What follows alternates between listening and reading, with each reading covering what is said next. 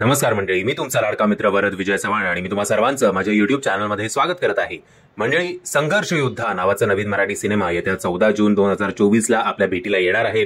आपल्या सगळ्यांनाच माहिती आहे की मनोज जरांगे पाटील साहेबांवर हा आधारित सिनेमा आहे. त्यांचा हा बायोपिक आहे. मला जेवढा आठवतंय तेवढा या सिनेमाचा टीजर आला होता आय थिंक मार्च मध्ये, आणि तेव्हा असं सांगण्यात येत होतं की हा सिनेमा एप्रिल एंडला रिलीज होणार आहे बहुतेक. पण काही कारणांमुळे हा सिनेमा तेव्हा आला नाही, डिले झाला.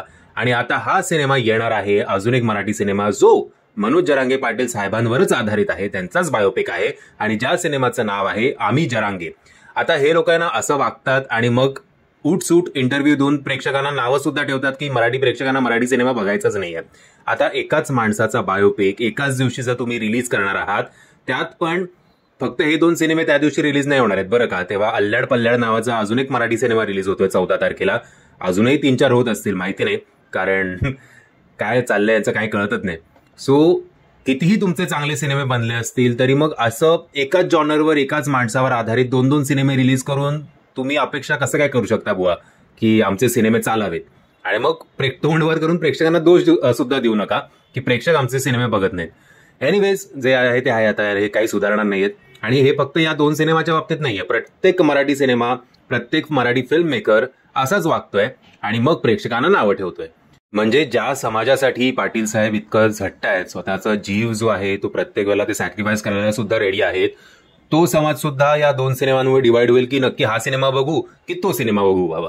एनिवेज, येऊया आता या सिनेमाच्या ट्रेलरवर. या सिनेमामध्ये संघर्ष युद्धामध्ये जर फेस व्हॅल्यू वाईज बघायला गेलं तर आम्ही जरांगे याच्यापेक्षा जरा जास्त ओळखीचे चेहरे, जास्त सिनियर कलाकार आपल्याला दिसतात.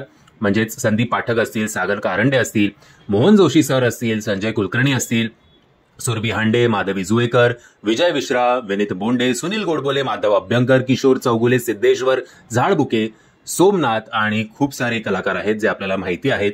सो कदाचित फेस व्हॅल्यू वाईज जर पोस्टरवर आपण बघितलं अरे हे पण आहेत का, हे पण आहेत का, हे पण आहेत का, तर कदाचित संघर्ष योद्धाला आपण एक प्राधान्य देऊ शकतो. लुक वाईज जरी बघायला झालं तरी आय थिंक संघर्ष योद्धा मधला जारंगे पाटील साहेबांचा जो लुक आहे, आय थिंक रोहन पाटील आहेत का ते, का शिवाजी दोलताडे आहेत, त्यांनी ही भूमिका केलेली आहे. सो ते जास्त क्लोज जात आहेत मकरंद देशपांडे सरांपेक्षा, कारण मकरंद देशपांडे सर आता तसे पण थोडे एजेड झालेले आहेत. सो त्यांचं जे वय आहे ते दिसतं आणि आपले पाटील साहेब एवढे पण काही वयस्कर नाही आहेत की आपण डायरेक्ट मकरंद देशपांडेंशी त्यांना कनेक्ट करावं. सो लुक वाईज बघायला गेलं तर यांचा लुक, संघर्ष योद्धामधला मनोज जरांगे पाटील साहेबांचा लुक जो आहे तो जास्त जवळचा वाटतोय. बाकी ओव्हरऑल जर फिल्मिंग आणि ज्या प्रकारे हे शूट करण्यात आलंय तर दोन्ही सिनेमांचं मला असं काही ह्याचं जास्त चांगलं आहे का त्याचं जास्त चांगलं आहे असं काहीही मला कम्पेअर करता आलं नाही. दोन्ही सिनेमांचं टेकिंग मला सेम वाटलं. सो जरी तुम्ही इकडचा सीन कापून तिकडे लावला तरी काही एक कदाचित फरक पडणार नाही. आता बघायचं एवढंच आहे की तो जो संघर्ष आहे तो मोठ्या पडद्यावर जास्त आपल्याला आपल्या अंगावर काटा कुठला सिनेमा आणतो किंवा आपल्या डोळ्यात पाणी जास्त कुठला सिनेमा आणू शकतोय, ते संघर्ष योद्धा की आम्ही जरांगे. बाकी खरं सांगायचं झालं तर काय मला वाटत नाही की या दोन्ही सिनेमांपैकी कुठलाही सिनेमा असं काही फार चांगली कामगिरी करेल, जस्ट बिकॉज यांच्या मार्केटिंग स्ट्रॅटेजीमुळे आणि एकाच दिवशी 2 सिनेमे रिलीज करण्यात येणार आहेत त्यामुळे. म्हणजे मला असं वाटतं की काही कारणांमुळे हा जो एप्रिलला रिलीज होणार होता संघर्ष योद्धा हा सिनेमा तो डिले झाला आणि मग जेव्हा अनाउन्समेंट झाली आम्ही जरांगे नावाचा नवीन मराठी सिनेमा येत्या 14 जूनला येतोय, तर मग आपलं जी USP होती ती कुठेतरी कमी पडायला नको, त्यामुळे त्याच दिवशी रिलीज करून टाका, बघा जे काही होईल ते होईल, असं एकंदरीत या सिनेमाच्या मेकर्सचं एक अडचण किंवा एक गोची झालेली मला तरी दिसते.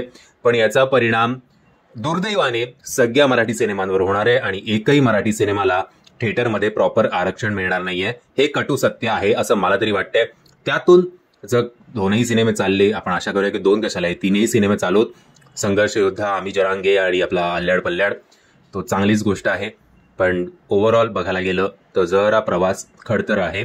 म्हणजे ज्या प्रकारे पुन्हा पुन्हा पाटील साहेबांना उपोषणाला बसावं लागतं त्याच प्रकारे पुन्हा पुन्हा आपण सगळे प्रेक्षक कितीही वेळा बोंबललो की जरा तुमचं प्लॅनिंग नीट करा, चांगलं प्रमोशन करा, एकमेकांबरोबर एकमेकांविरोधात सिनेमे उभे करू नका, तरी कोणीही ऐकत नाहीये. आपलं काम आहे बोंबलत राहणं, ते ऐकणं न ऐकणं हे नाही होते काही. असो, तुम्ही जर हा ट्रेलर बघितला नसेल तर त्याची लिंक मी तुम्हाला खाली डिस्क्रिप्शन बॉक्समध्ये देतोय. मी आशा करतो तुम्हाला हा व्हिडिओ आवडला असेल. जर तुम्हाला हा व्हिडिओ आवडला असेल तर प्लीज या व्हिडिओला लाईक, शेअर आणि चॅनलला सबस्क्राईब करायला विसरू नका. जय हिंद, जय महाराष्ट्र.